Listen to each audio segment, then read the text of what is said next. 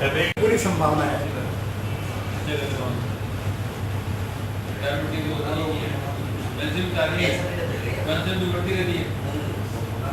मैं तो पेंशन वगैरह की नहीं, आप तो फिर बोले मेरा लड़का भी देगा मेरे को, मेरी लड़की भी पैसा भेजेगी। मैं तो बोलता योर रोड, और आपको खुद का जो घर है वो चलाने को बेचना कैसा हो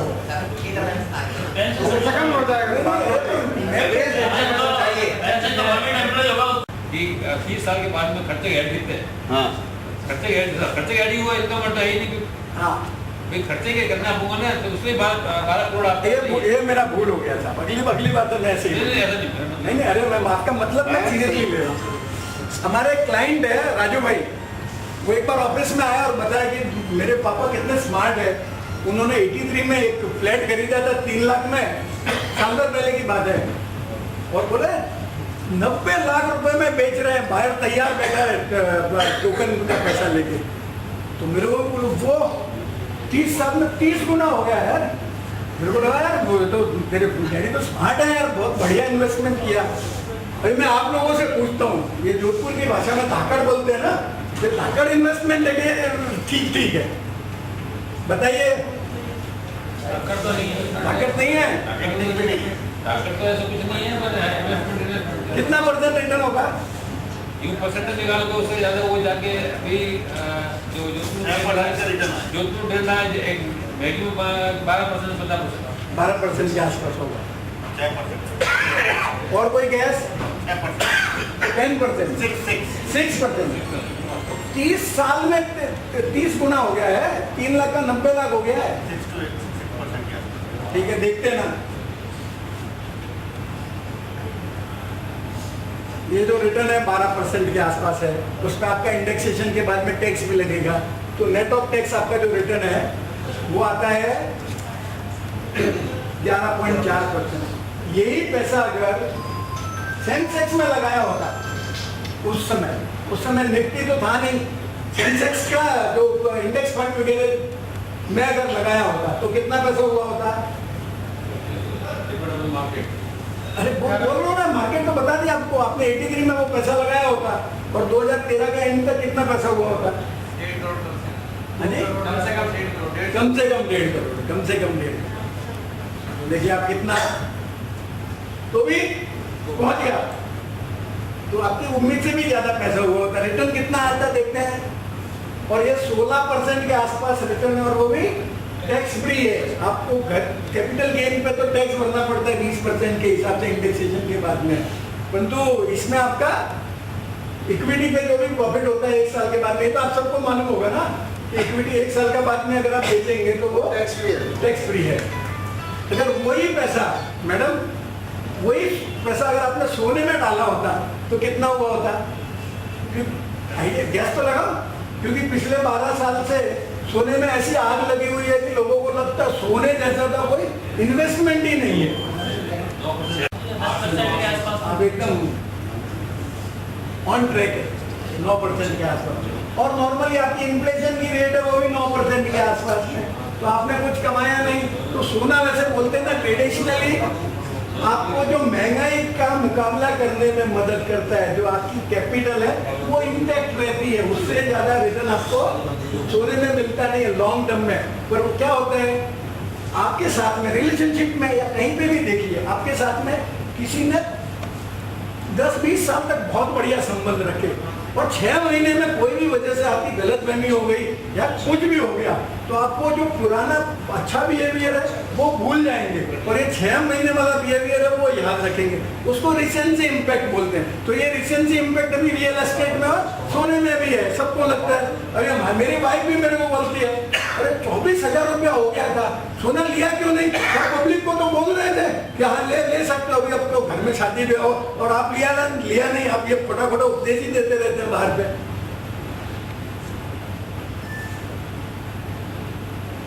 20% कैलकुलेटर लेने का, एक्सेल खोलने का, कैलकुलेट करने का, और फिर उसको कंपेयर करने का, बेंचमार्क से कंपेयर करने का, ये जो रिटर्न है वो धाकड़ है या ऑर्डिनरी रिटर्न है। जहां कहीं भी इन्वेस्टमेंट की वर्कशॉप वगैरह करते हैं तो कई लोग हम लोगों को बोलते हैं पैसा बचाने को ही नहीं, हम लोग इन्वेस्ट कहाँ से करें? तो उन लोगों को हम एक रामबाण इलाज बताते हैं। आपका सैलरी आता है उसमें से टीडीएस कट के आता है कि नहीं आता है? कितने लोग हैं सैलरीड? टीडीएस कट के आता है ना, उसमें आपके पास कुछ ऑप्शन है क्या कि आप उसको आपका एचआर वाले को ब्राइब कर दो, बोले नहीं भैया टीडीएस मत काटना? तो ऐसा का ऐसा ही मेरा सुझाव रहता है लोगों को कि आप समझो कि आपके पास में जितनी इनकम आती है उसकी 80% ही आपके लिए है, 20% आप उसको समझो कि आपके हाथ में ही नहीं आता ही, आते ही आप 20% दूसरे खाते में ट्रांसफर कर दीजिए। तो अगर ये आप रूल जब से कमाना शुरू कर दो, 20% सेव करोगे तो आपको आपके भविष्य के किसी गोल की चिंता करने की जरूरत नहीं है। ये फोटो देख के कितने लोगों के मुंह में वो मन हो रहा है, कितने लोग यहाँ अपना क्या बोलते हैं गला गीला करने का शौक रखते हैं? कोई नहीं। राजस्थान में तो ट्राई नहीं है ना गुजरात जैसा? अरे खाने पीने ढाबे हुए ढापे हुए पर खाया होगा तभी तो ढापे ना, बिना खाए तो कैसे ढापेंगे? तो ये आपको नहीं, मैं तो यंग जनरेशन वालों से तो पूछ रहा हूँ, उनको तो ढापना बाकी है बेबी। ढापे हुए हैं, ठीक है। तो अपन कैलकुलेशन के लिए प्रिज्यूम करते हैं कि आपका महीने का 2000 रुपये का खर्चा है इस पे, गला गीला करने पे और ये पिज्जा वगैरह ये जो भी खाने का शौक हो, क्योंकि मिर्ची वड़ा तो इतना महंगा नहीं पड़ता है मेरे हिसाब से कि आप उसमें महीने का 2000 का मिर्ची वड़ा खा सको। पर कम से गला गीला करने वाली दवा है उससे तो 2000 रुपये आराम से खर्च हो जाए। तो अगर आपकी उम्र 30 साल की है और 30 साल तक महीने का 2000 रुपये खर्च किया तो कितना खर्चा होगा आपका? 2000 रुपया महीने के हिसाब से कॉस्ट बोल रहा हूँ, उस पर कमाई मत करिए। तो 7,20,000 हो गया। और वही पैसा अगर आपने 15% के हिसाब से इन्वेस्ट किया हो हर महीने तो 1,38,00,000 रुपए इकट्ठा हो जाता है। और उस 1,38,00,000 रुपए में आज की तारीख में बम्बई में फर्स्ट क्लास ढंग का मकान मिल जाता है। आपका बीच में कोई भी प्रश्न हो तो आप मुझे पूछ सकते हैं, इंटरप्ट कर सकते हैं।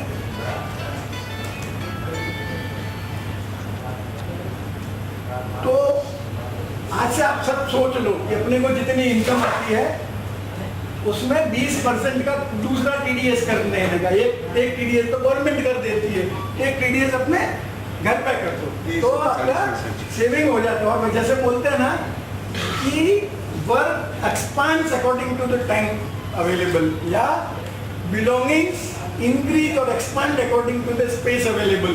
आपका छोटा घर होगा तो कम चीजें होगी, जैसे आपके एक बड़ा घर आता है वो भी आपको छोटा लगने लगता है, अरे कितना सामान हो गया, कितना सामान हो गया। इसी तरह आपकी भी जो खर्चे भी हैं वो आपकी इनकम को एकोमोडेट करते हैं। तो जितना आप कमाई होगी अपने आप खर्चे बढ़ जाते हैं। तो आप खर्चा नहीं बढ़ा के आप सेव कर सकते हैं।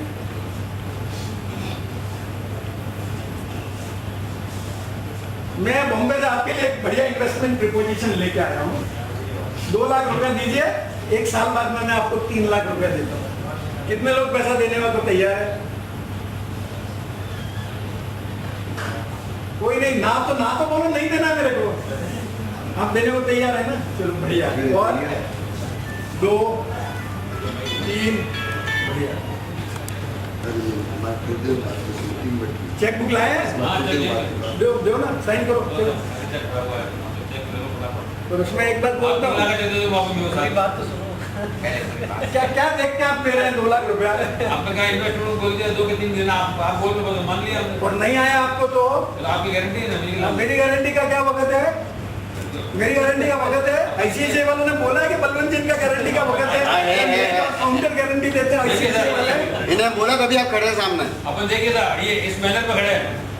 We are by now we are standing on this measure. तो आपको रिस्क क्या? मैं तो बोला 4 और 2 6 लाख लेके बम्बई आता हूँ और ये बम्बई का वसूल करने हम इस पे बिलीव करते हैं। वो आदमी आपको लेके आए इसलिए हम बिलीव करते हैं भाई आपको तो इस मेहनत में आप विश्वास करते हैं उसके लिए मैं आपका शुक्रगुजार हूँ। परंतु एक लेसन है, नहीं तो कोई चीज बहुत अच्छी दिखती है ना तो वो अच्छी नहीं होगी। ये आप बात समझ के रखो। ये लोगों ने सीख लिया है। जैसे ये शब्दान जो बिहार में हुआ, या NACL के बारे में कितने लोगों ने सुन रखा है यहाँ पे? तो NACL में तो वो इतने बहुत ज्यादा बढ़िया रिटर्न्स भी नहीं थे, 12-13% के आसपास है। और NACL में शाणे लोग फंस गए, जैसे जो शाणे लोग हैं, जो बड़े बड़े ब्रोकर है, पूरी इंडिया की जितनी लिस्टेड कंपनी, उनकी एनालिसिस करते हैं और उनका प्रोप्राइटरी अकाउंट का पैसा। कारण क्या? सिर्फ 1 या 2% का लोग था। तो एक लेसन जिंदगी में सीखने का, कहीं पे भी बिना एक्स्ट्रा ऑर्डिनरी रिस्क के आपको एक्स्ट्रा ऑर्डिनरी रिटर्न नहीं मिलेगा। और आप लो रिस्क लोगे तो लो रिस्क का भी रिस्क है, वो अपन देखते हैं आगे। तो अभी कोई देने वाला है क्या 2 लाख रुपया? चलो ठीक है, फिर भी आपको दे रहे हैं। शक्ल थोड़ी ठीक लग रही है मेरी। कहीं जाओगे नहीं, हाँ। पकड़ लेंगे ICICI वाले। जैसे बताया, हायर रिस्क हायर रिवॉर्ड, और rather the other way round, कि ज्यादा पैसा मिल रहा है, ज्यादा रिटर्न मिल रहा है, तो उसमें आपकी जो कैपिटल है वो भी रिस्क पे है। वो भी करना क्या, पैसा आया सेविंग में, बैंक FD कर दो, बराबर है ना? कितने लोगों के पैसे सेविंग बैंक FD में पड़े यहाँ पे? क्या एज है सर आपकी? 45। तो मैं उनका तो FD में पड़ा है तो मेरे को आपत्ति नहीं है, पर आपका पैसा FD में पड़ा है ना, तो वो मुझे आपत्ति है। देखते हैं अपन, मेरा ये कहने का क्या रीजन है। और कितना रिलीज कर देंगे ना, तो आपको मालूम तो होगा ना, ये पैसा मेरे को 5 साल बाद चाहिए, 10 साल बाद चाहिए, कितने साल बाद चाहिए? 3 साल ना। तो 3 साल के लिए दूसरे ऑप्शन हैं, देखते हैं अपन पड़ रही है। और जो बैंक FD में मैक्सिमम 9% के हिसाब से इंटरेस्ट कैलकुलेट किया है।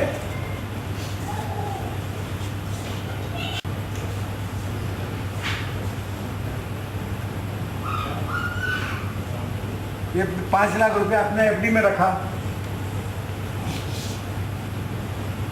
ये देखिए ब्याज आया 9% के हिसाब से साल का 45,000 रुपया। उसमें देखो ये टैक्स नाम का चूहा है, वो देखो आपका खाके गया 45,000 में से। तभी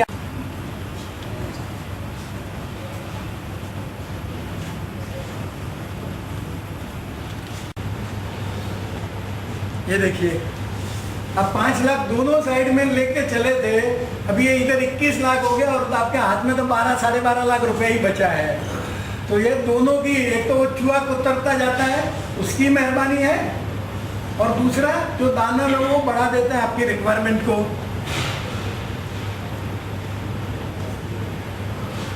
नहीं है, क्योंकि आपकी जो बेसिक परचेजिंग पावर है वही, जैसे इन्फ्लेशन 10% है और आपके हाथ में तो 6% ही नेट बचा, तो जो आप चीज आज 5 लाख में खरीद सकते हैं वो आप 10-15 साल बाद में नहीं खरीद पाएंगे। तो कोई अल्टरनेटिव है क्या? कोई बता सकता है मेरे को कि इतनी कम रिस्क में कोई दूसरा अल्टरनेटिव है इन्वेस्टमेंट के लिए?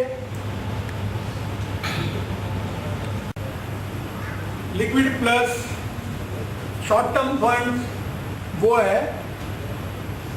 ये जो ऊपर जो मैंने बताया है बैंक का जो इंटरेस्ट है वो मैक्सिमम है, और ये जो नीचे जो रिटर्न्स है पिछले 1 साल के वो मिनिमम रिटर्न है। जो ये इस कैटेगरी में जिन 3 फंड हाउस ने जो मिनिमम रिटर्न दिए हैं वो है।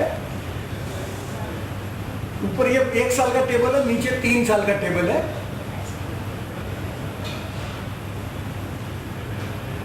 तो ये देखिए, जिनके टैक्स लायबिलिटी नहीं है उनके लिए बैंक FD अभी भी अच्छी है। आप टैक्स रिटर्न भरती है कि नहीं भरती है मैडम? तो फिर आपका तो 392 डेज चलने दीजिए। तो जब भी आप टैक्स भरना शुरू करें तो देखिए, ये जैसे 30% की जो स्लैब लायबिलिटी है उसमें बैंक का आपका इफेक्टिव जो रेट है वो देखिए 6.22 आता है, जबकि वही पैसा अगर ये म्यूचुअल फंड में डाला हो, अगर ये 1 साल के लिए डाला हो तो ये 9% और 8% के बीच में है। और ये बैंक FD का अगर 3 साल के लिए, क्योंकि ये अभी जो 3 साल पूरे हुए उस पर 8.25% मैक्सिमम रेट थी। ये जो 9% वाली रेट है ये अभी 1 साल वाली है, तो उस पर देखिए इफेक्टिवली आपको ये 5.7% नेट रिटर्न आ रहा है। 30% जो टैक्स पेयर है उनके लिए बैंक FD कभी भी फायदेमंद नहीं होती है। और यहाँ भी रहता है है तो आपकी टैक्स लायबिलिटी इनवेरिएबली कम आती है, या एकदम 1 या 2% के आसपास टैक्स लायबिलिटी आती है। ये फीचर्स है बैंक एफडी के और ये अल्ट्रा शॉर्ट टर्म फंड वगैरह के। बैंक एफडी में सबसे ज्यादा सेफ्टी है। ये जो म्यूचुअल फंड के जो short term fund liquid fund है उसमें भी सेफ्टी है, परंतु अगर आप 2-4-5 दिन के लिए इन्वेस्ट किया तो हो सकता है इंटरेस्ट रेट की वॉलेटिलिटी की वजह से आपकी एनएवी में कभी कभार भूचाल आ जाए, जैसे पिछले 6 महीने पहले आया था। परंतु आप साल भर तक के पीरियड के लिए अगर आपने इन्वेस्ट करके रखा तो उसमें कोई आपकी कैपिटल की रिस्क नहीं है। इसके अलावा बैंक एफडी में जैसे रेट आपको पहले से मालूम है, इसमें रेट मालूम नहीं है, पर आपको इन जो मार्केट में इंटरेस्ट रेट चल रहे हैं उसके हिसाब से आपको आइडिया आ जाता है कि ये शॉर्ट टर्म फंड में आपको कितना रिटर्न आएगा। सबसे बड़ी प्रॉब्लम है लिक्विडिटी की। अगर आपने 1 लाख रुपए की एफडी करवाई है और 1 लाख रुपए आपको 5,000 रुपए की जरूरत पड़े तो क्या करेंगे आप? पूरी लाख रुपए की एफडी तोड़नी पड़ती है। तो पूरा लाख रुपए का एफडी आप तोड़ेंगे तो जो आपने सबको 3 साल के लिए जो किया एफडी और आप 6 महीने बाद तोड़ रहे हैं तो आपको 6 महीने के पीरियड के लिए जितना इंटरेस्ट रेट एप्लीकेबल है उस पर इंटरेस्ट मिलेगा और उसमें से पेनल्टी और काट देंगे।